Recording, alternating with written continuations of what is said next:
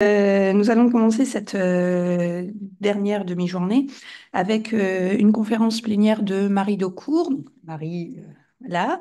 Marie est docteure en sciences de l'éducation. Elle a soutenu une thèse sur le milieu carcéral justement en 2022 et elle est actuellement coordinatrice socioculturelle à Fleury-Mérogis.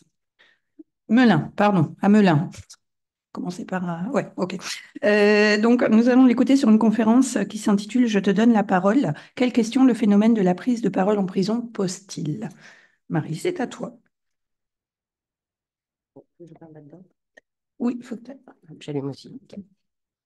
Euh, donc, j'ai préparé un texte parce que sinon je digresse, donc je vais essayer de m'y tenir. Donc, ma démarche, c'était vraiment de poser avec vous des questions. Donc, je vais commencer par des questions. Donc, comment croire à la parole de celui ou de celle qui a trahi? Comment tenir compte de la parole de celui ou de celle qui a fauté, qui a manqué à la promesse du lien social? Comment croire celui ou celle qui a dissimulé, caché, nié ou minimisé? Inversement, comment penser, comment croire qu'on pourra à nouveau donner sa parole dès lors qu'on a été désigné coupable? Comment penser, comment croire à nouveau qu'on pourra s'en sentir capable? Est-ce que la sortie de prison suffit? Est-ce qu'elle suffit pour les autres? Est-ce qu'elle suffit pour soi-même? Et alors, que se passe-t-il durant le temps d'incarcération? Quelle parole est donnée, autorisée, valorisée, sanctionnée, ignorée durant le temps en prison? Est-ce que c'est différent par rapport aux interactions extérieures? Est-ce qu'il faut se taire ou s'excuser de parler? Ces questions se posent à propos des personnes qui ont été condamnées par la justice.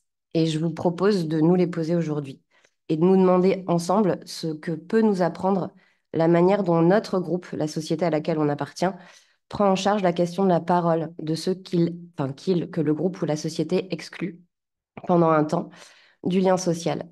Comment accorder à nouveau une quelconque valeur à la parole que donnent les personnes condamnées pour des faits graves, paroles qu'elles doivent pourtant rendre durant leur incarcération sur leur positionnement vis-à-vis des faits, vis-à-vis des règles, sur leur changement, sur leur projet de réinsertion.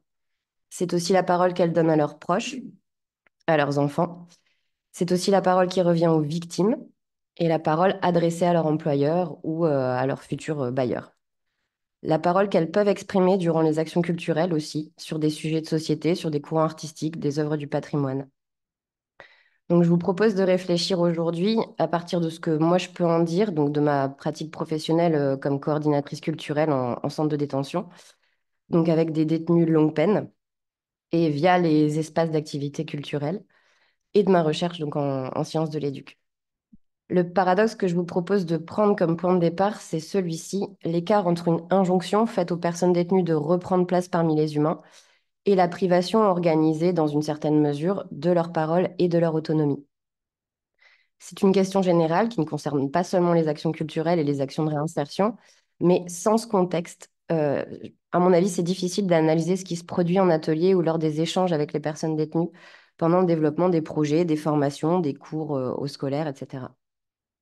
Puisque ces actions concernent des processus de subjectivation et que la parole y est impliquée. Donc la question est d'interroger la relation entre sujet et parole, entre énonciateur et effet de parole. Donc je vais citer d'emblée des détenus à qui j'ai demandé pour l'intervention d'aujourd'hui d'écrire quelques mots sur ce qu'ils pensaient de la parole en général et en détention. Donc il y en a un qui dit: prendre la parole, c'est s'affirmer, exprimer sa pensée. Prendre la parole, c'est pouvoir s'exprimer dans différents domaines. Il y en a un autre qui écrit: la première pensée que j'ai eue a été de dire rester vivant, exister. Et encore un autre: la parole apaise la colère et les sentiments en général. Elle désamorce les conflits et les non-dits pour continuer à vivre avec les autres. Donc, pour la suite de mon intervention, je vais beaucoup citer ce qu'ils m'ont écrit, et tout est là-dedans. Parce que ça m'a amené à penser vraiment cette relation entre parole et ce qu'on devient. Et du coup, en prison, par contre, ils poursuivent avec ces mots-là. Ici, donc cette personne-là, à chaque fois qu'elle écrira ici, ça désigne la prison et à chaque fois, ce sera souligné. C'est important de parler pour moi. Ça me fait plaisir et ça permet de faire redescendre la pression, éviter de partir en dépression. Parler me permet de m'échapper un peu, sauf si le sujet est sur la prison ou sur les procédures. Ça permet d'échanger avec les autres, avoir leur avis sur des sujets, m'intéresser aux autres et donc développer l'empathie. Parler permet aussi de faire rire, chose très importante ici. Ça maintient le moral. Trop parler peut aussi avoir l'effet inverse. Prendre la parole est source aussi de peur, de stress, voire d'angoisse, suivant les sujets. Car suite à la prise de parole, c'est qu'est-ce que va comprendre l'autre et ou interpréter ou répéter. Et ici, c'est démultiplier. La moindre discussion peut être déformée et revenir.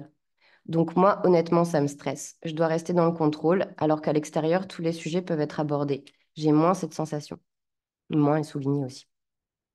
Un autre écrit, prendre la parole en prison nécessite de faire très attention à nos propos, alors qu'à l'extérieur, il n'y a pas de restriction si on respecte la loi. En détention, vous savez que votre parole est analysée par l'ensemble des personnes qui vous surveillent, détenus et personnels. On reste régulièrement sur ses gardes. Et encore un autre, la parole est variée pour la pénitentiaire, elle n'a aucune importance quand elle vient d'un détenu. À plusieurs reprises, je l'ai constaté, ils n'en tiennent pas compte ou l'interprètent autrement, ils sont un peu tordus des fois. C'est pour ça qu'on hésite à s'exprimer et qu'on préfère des fois rentrer en conflit verbal pour se faire entendre. Et là, ils entendent vraiment ce qu'on exprime ou dit. On finit par ne plus vouloir parler.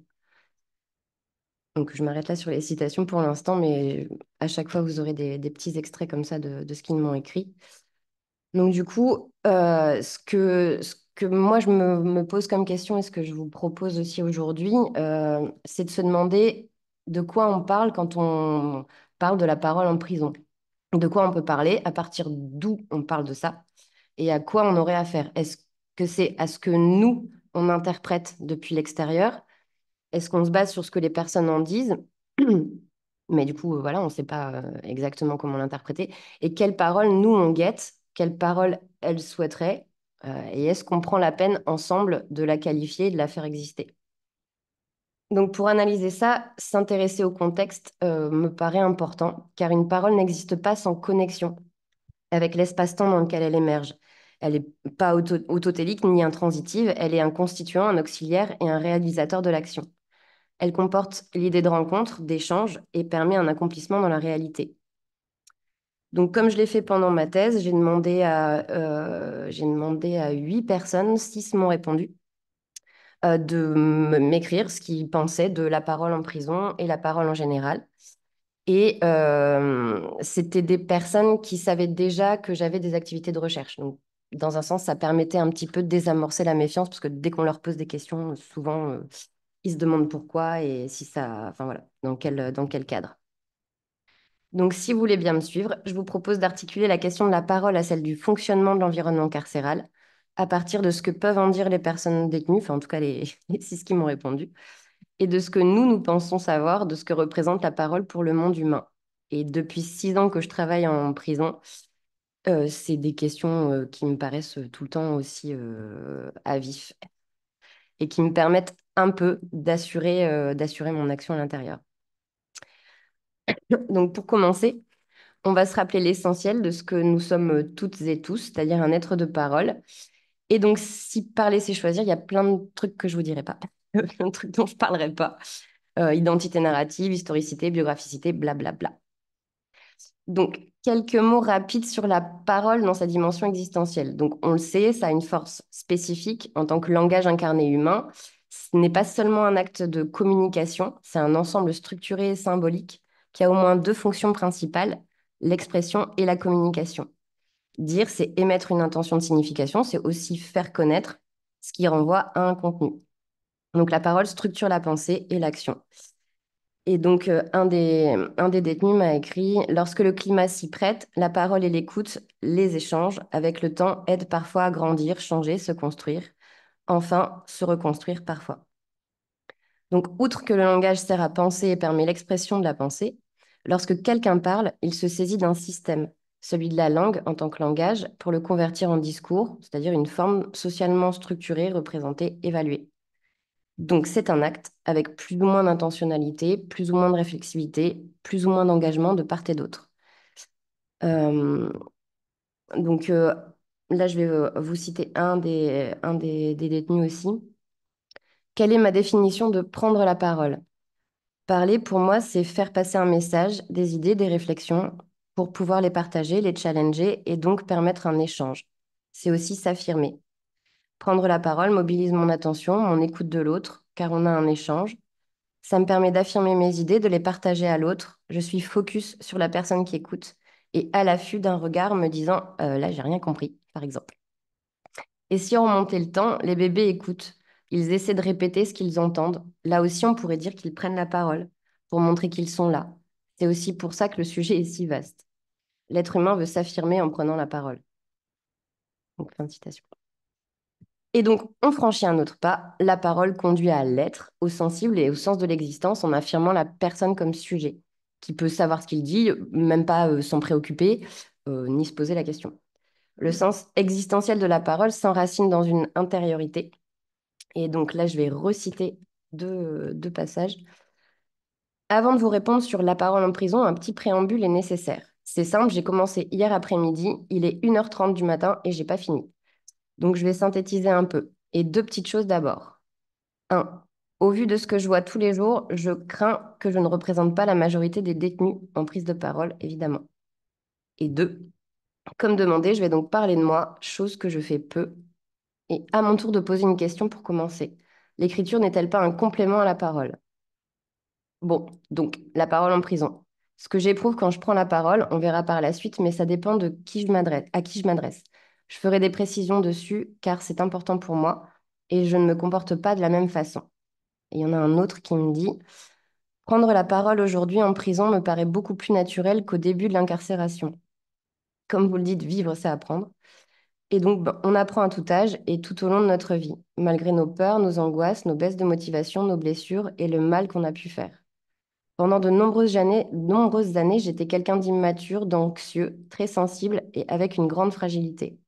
Donc, autant dire qu'à mon incarcération, surtout que je suis primaire, ça veut dire que c'est la première fois qu'il est incarcéré, mes failles se sont amplifiées et je me suis recroquevillée sur moi-même. Prendre la parole, même auprès du personnel, me paraissait surhumain. Je termine la citation. Donc, Heidegger affirme que l'homme est un être de parole, un être dont l'essence est de parler. La parole est donc tout autant liée à la conscience de la singularité de chacun qu'elle témoigne de la capacité à se rapporter au monde extérieur. Elle est fondatrice de la condition humaine en ce qu'elle est au cœur des relations sociales et qu'elle permet le rapport au monde. Elle doit être assumée par une personne, celle qui émet un son, tout autant, tout autant elle est ce qui est de plus partagé dans l'ordre d'exister de tous les humains. Donc là, je vais m'intéresser un peu plus à la dimension symbolique de la parole parce que la question, c'est aussi de comment prendre part au discours commun quand on est exclu très concrètement du commun. Parce que la parole à faire advenir, qui à la base du coup vaut pour tout le monde, elle n'est pas si évidente dans l'univers carcéral parce que la parole des détenus est d'emblée considérée comme suspecte, puisque la personne qui est condamnée a prouvé qu'elle était capable de se dérober aux règles juridiques qui garantissent le lien social, voire de les rejeter, de les nier. Et donc, le nœud symbolique, dans un sens, ce serait que ce que nous nous représentons comme le droit, à la base, c'est le serment actualisé lors de rituels qui ont évolué depuis l'Antiquité. Et là, je vous renvoie à des travaux sur l'histoire du droit qui lie les rituels enfin, depuis l'Antiquité, donc qui nous infusent nous, mais ça vaut pas pour l'ensemble du monde. Mais du coup, qui reviennent à l'Antiquité et au lien entre sacrifice, serment, parole donnée et donc abstraction du lien, notamment les travaux de Robert Jacob, son ouvrage qui est paru en 2020. Et je vous lis juste un tout petit bout de la quatrième de couverture. Robert Jacob a cherché une anthropologie universelle de la parole comme fondatrice de la norme, une voie d'accès à la naissance du droit. Cette démarche redonne tout son sens à une évidence longtemps négligée et incomprise par l'historiographie. Le ius fut d'abord une parole jurée, une parole de paix. Et autour de cette parole première, on gravite d'autres, celle de la loi, de l'interprète, du magistrat, du titulaire d'office sacerdotaux ou encore du citoyen. Donc, appartenir à un groupe suppose d'accepter les règles du groupe, règles qui garantissent le lien social. Et en agissant contre les règles, la personne manifesterait symboliquement et très concrètement une remise en cause du lien social. Puisque je peux enfreindre les règles, bah, c'est qu'elles peuvent être enfreintes, c'est qu'elles peuvent être dépassées, c'est que c'est pas, c'est possible. Donc là, il y a danger pour le maintien du groupe. Et de fait, en agissant de la sorte, cette personne mériterait d'en être arrachée du lien social comme punition. Elle ne mérite pas de bénéficier de l'organisation sociale qui repose sur ces règles. Et surtout, cette exclusion est considérée comme la condition de préservation du lien entre les autres. Donc, symboliquement, la personne reconnue coupable d'une effraction est celle qui n'a pas respecté le serment, donc la parole donnée. Et c'est d'autant plus grave qu'il ne s'agit pas d'un lien fondé sur des affinités ou des liens de sang. Ce pas des liens imaginaires du clan, de la race, du sang ou de ceux qui nous plaisent. C'est un accord volontaire avec des rituels, des scénarios, des codes qui font consensus. Et si je reviens quand même sur cette dimension symbolique, c'est aussi parce que certains textes, et là je vais vous en citer un, que les personnes détenues m'ont adressé, ben, me semblent s'inscrire là-dedans. Et là je vous en cite un. Pour moi, la parole est un acte sacré. Je tiens beaucoup à ça. Deux points. Le silence est d'or et la parole est d'argent. Ce qui est très important pour une personne est de respecter sa parole. Savoir écouter la personne est aussi important que de prendre la parole. C'est un acte sacré. Il ne faut pas oublier qu'il y a différentes formes de s'exprimer. Si j'avais plus de temps pour vous répondre, je pourrais encore développer, mais n'oubliez pas que le silence est aussi une forme de parole. Et là, il met deux points, ouvrez les guillemets, la cruauté du silence. Mais je ne sais pas ce que c'est. La communication a donc dans le champ social une fonction qui dépasse l'échange d'informations en créant le lien social via une adresse à l'autre, une attente. Et là, je vais citer Lacan, mais ce que je cherche dans la parole, c'est la réponse de l'autre. Et à un autre moment des écrits, donc dans les années 60, il dit, la fonction du langage n'est pas d'informer, mais d'évoquer. Ce que je cherche dans la parole, c'est la parole de l'autre. Ce qui me constitue comme sujet, c'est ma question. Donc parler, c'est faire advenir, advenir par des signes linguistiques, un monde qu'on peut décrire, imaginer, raconter, nier, rejeter, mais qui fonde une illusion qui, en même temps, est constituante dans le sens où chacun de nous est pris dans ces filets du langage. Et donc, elle a fonction de liant en ce que c'est par le langage que se structurent des appartenances et des formes d'expression. Et là, pareil, je vais vous reciter un des textes. Prendre la parole avec des détenus que j'apprécie ne me pose pas trop de problèmes. Je le fais assez régulièrement. C'est un lien social important, ça touche ma confiance en moi. Ne plus prendre la parole ici, c'est un peu comme une fleur qu'on oublierait d'arroser. Mais je suis anxieux de base, ça n'aide pas forcément. Alors, le moins confortable est de prendre la parole en groupe. Pour moi, c'est vraiment pas simple. Je ne suis pas à l'aise avec l'exercice. Mais c'est depuis ici. Dans ma profession, je ne faisais que ça. Mais ici, blocage. Est-ce dû au lieu ou à la méfiance de l'auditoire? Prendre la parole en groupe, c'est de nombreux yeux qui vous regardent, des pensées qui vous jugent, que ce soit positivement ou non. Donc, fin de citation. Donc, le contexte a un poids fondamental, vous me voyez venir. Qu'en est-il de cette parole qui peut être prononcée, formulée, donnée, prise en prison? Qu'est-ce que ça représente de se voir demander une parole en prison, quand bien même la personne qui vous adresse cette demande ne serait pas affiliée à l'administration pénitentiaire? L'endroit où elle se trouve, de toute façon, nous met en contact avec cet endroit qui est légitime, parce que ils sont placés dans cet endroit-là, parce que nous, en tant que groupe dont ils font partie, considèrent que ce qu'ils ont fait n'est pas tolérable. Donc, quand bien même on n'est pas en uniforme, on fait partie du groupe qui a dit que c'était pas possible. Donc, dans tous les cas, c'est un jeu de prendre la parole.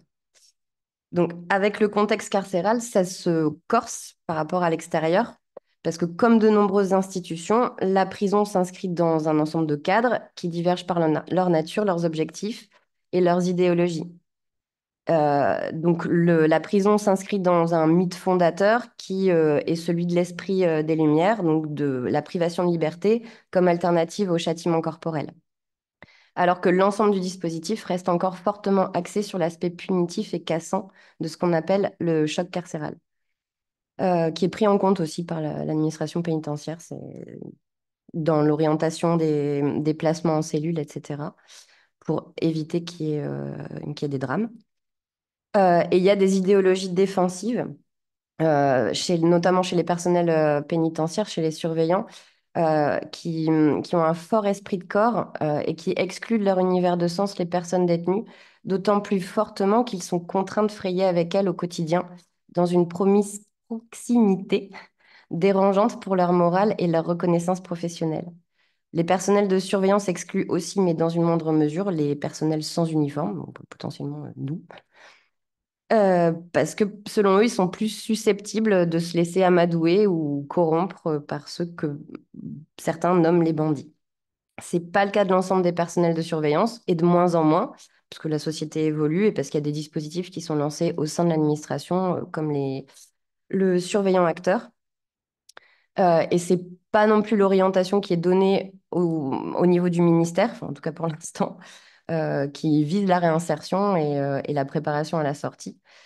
Mais quand même, l'ambiance générale et l'éthos, c'est quand même celui d'une différence, en tout cas, et d'une valeur qui doit se négocier. Donc, et oui, aussi, je termine ce point de contexte sur un élément qui n'est pas un détail, c'est que les établissements pénitentiaires souffrent vraiment d'un sous-effectif permanent parce que ben, les personnels de surveillance ont un travail compliqué, qui est très dur, qui manque de reconnaissance, qui manque de sens. Ils sont face à de la violence physique ou psychologique et ils demandent souvent assistance à leur administration. Donc, vraiment, le truc du sous-effectif, c'est assez prégnant parce que du coup, ça oriente aussi les priorités à l'intérieur, très concrètement. Est-ce qu'on va fermer l'aile sociaux enfin, où il y a les activités culturelles, le centre scolaire, ou une coursive ou mettre personne en tourelle? Je vous laisse voir l'arbitrage qui y est fait. Euh, et donc, aussi, un dernier point, c'est que c'est pas parce qu'on travaille régulièrement en prison qu'on peut comprendre l'expérience carcérale. Celle des personnes détenues ou des surveillants. Donc, ma parole aujourd'hui, c'est pareil, elle est sujette à caution. Euh, mais on peut quand même essayer d'en dire quelque chose. Et parce que du coup, il y a plusieurs détenus qui m'ont écrit ça aussi sur le fait que, ben, comme vous l'avez entendu tout à l'heure, c'est démultiplié. Il y a une forme d'extrême là-dedans. Et je vous renvoie à une étude de Corinne Rostin qui parle de l'expérience carcérale comme étant douloureuse, mais sur notamment trois volets, institutionnel, identitaire et en termes de dignité aussi. Je ne vais pas développer ça maintenant, mais voilà. Donc le contexte a une influence en termes identitaires sur la nature et l'impact des médialités qui sont proposées aux personnes détenues dans un établissement carcéral, notamment les actions culturelles, car la question se pose pour eux de savoir, par exemple, si les textes produits en atelier d'écriture pourraient être lus par les juges, par la PSIPEP, par les CEPIP, ou à un autre niveau, si le fait de participer ou de répondre à ma question peut améliorer leur dossier ou pas. Il ne faut pas occulter non plus que ça peut être aussi des stratégies de leur côté. Ceci étant dit, il n'en reste pas moins que le parcours de vie des détenus et surtout leur parole sur celui-ci est au cœur de l'univers symbolique et en même temps de l'univers très concret dans lequel tout le monde vit à cet endroit-là. Il s'agit de leur parole pardon, sur le parcours qui fut le leur antérieurement à l'incarcération, leur parole sur celui qu'ils vivent et mettent en place durant leur détention, demander un suivi psy, une inscription aux activités ou au cours du scolaire, euh, ou demander des explications aussi. C'est aussi leur parole sur ce qu'ils envisagent comme parcours à leur sortie.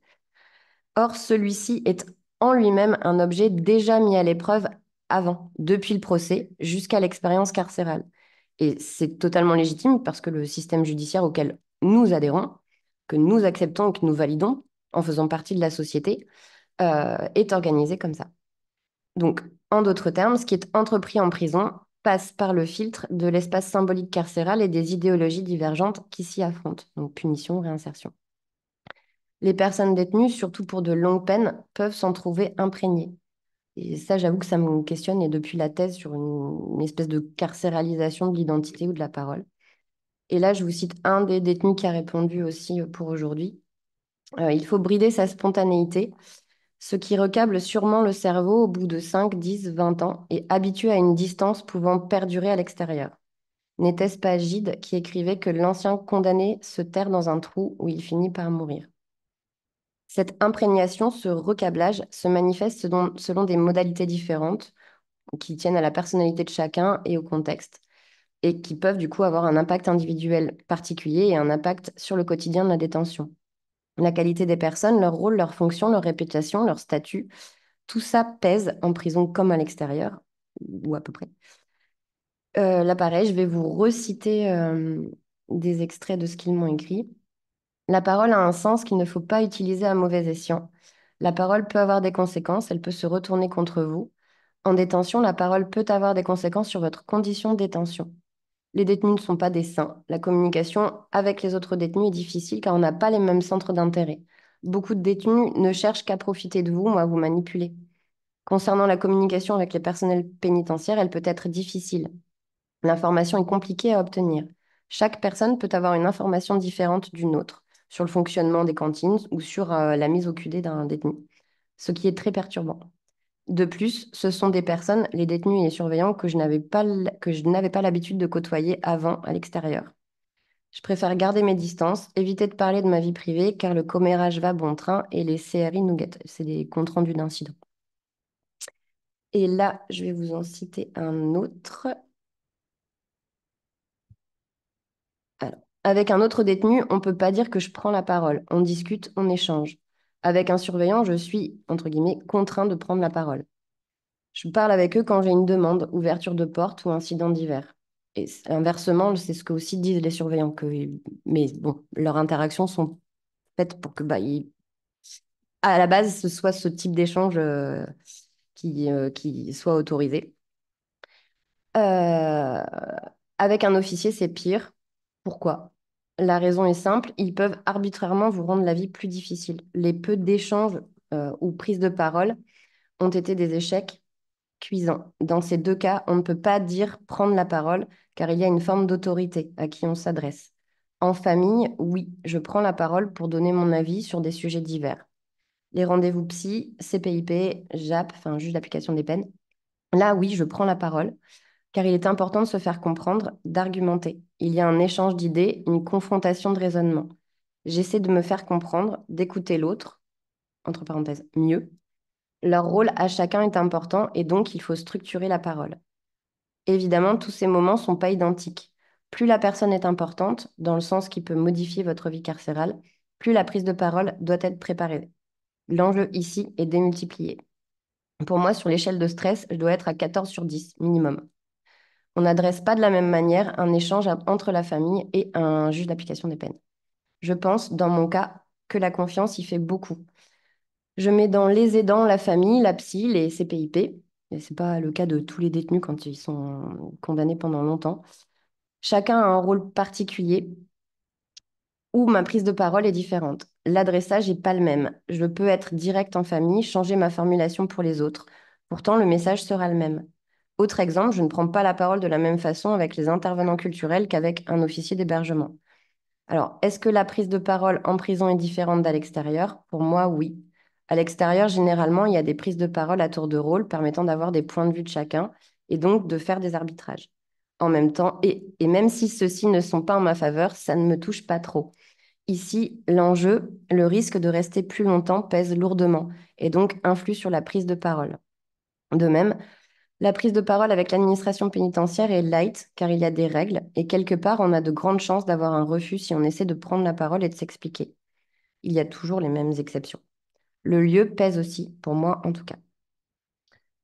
Et un troisième, ce sont très souvent les intervenants extérieurs à la prison qui donnent de la valeur et de l'écoute à notre parole, car ils donnent de l'importance et un écho à notre expression. Cela devient un échange mutuel et on s'exprime vraiment. La liberté d'expression est difficile en prison. Avec certains surveillants, on peut discuter, exprimer certains ressentis ou émotions, car vraiment, c'est eux qui nous voient au quotidien, qu'on soit triste, heureux ou en colère, durant des années. Et ça, c'est important, car des fois, c'est eux qui ont besoin aussi de s'exprimer sur leur vie, sur leur travail qui leur pèse, sur leurs difficultés familiales ou autres. Entre détenus, c'est plus fluide et parfois aussi très hypocrite, mais c'est la liberté d'expression. Ça permet de mieux savoir qui est l'autre.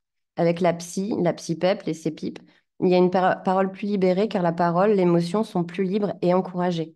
Il y a une confiance qui s'installe sur le long terme. Avec les enfants ou ma compagne, la parole est illimitée car on s'exprime sans tabou, sans limite d'expression. Et puis les émotions sont décuplées. Tout est bon pour échanger et laisser la parole avec beaucoup de respect et de tolérance. Je parle avec des enfants qui ne sont pas les miens pour être aussi complices. N'hésite pas à me parler de tout et poser des questions que mes propres enfants n'osent pas me poser sur la vie de tous les jours. Là, je peux m'exprimer par rapport à mon expérience de vie extérieure comme intérieure en leur donnant des conseils avisés. Donc, on voit l'importance de l'interdiscours dans lequel la parole est prise, l'importance du contexte qu'il faudrait peut-être appeler autrement d'ailleurs, parce que c'est pas autour, c'est tissé dedans. Et donc, la parole et le discours contribuent à définir le contexte et peut aussi se modifier en cours d'énonciation. Je vais passer, je ne sais pas combien de temps. Ça fait déjà une demi-heure là, au moins. Il me reste 15 minutes. 15 minutes. Je crois que j'irai pas au bout de toute façon. Ça vous va du coup si je vous cite plus les écrits que je ne... Oui. Non. Bah, si je privilégie plutôt les extraits des textes. L'équilibre est entre les deux.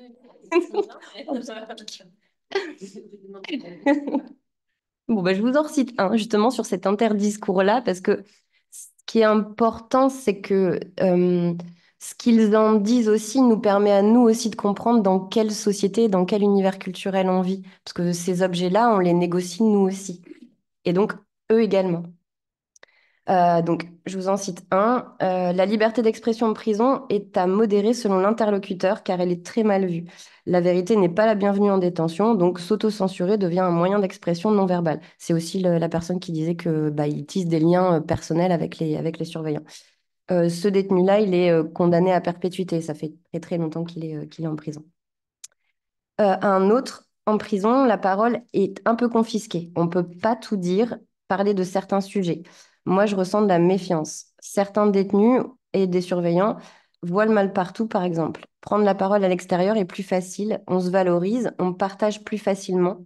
On a une vie différente d'ici. Une famille, des amis, des collègues, ce qui a pour conséquence de mettre du climat de confiance favorable à la prise de parole.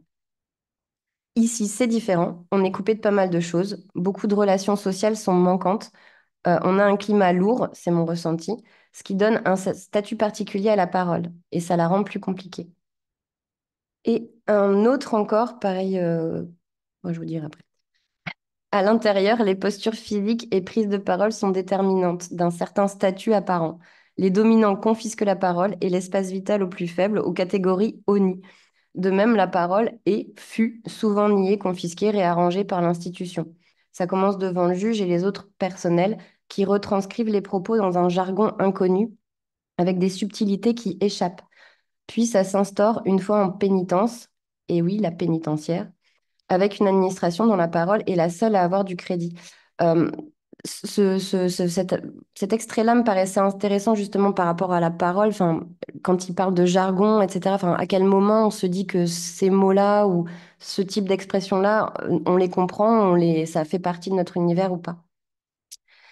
Il continue, lorsque le climat s'y prête, la parole et l'écoute, bon, ça je vous ai cité tout à l'heure. Alors que le SPIP s'autorise à cataloguer les pensionnaires après un ou deux entretiens, il faut parfois des années pour découvrir des qualités, des traits non saillants d'un voisin d'infortune côtoyé pourtant au quotidien.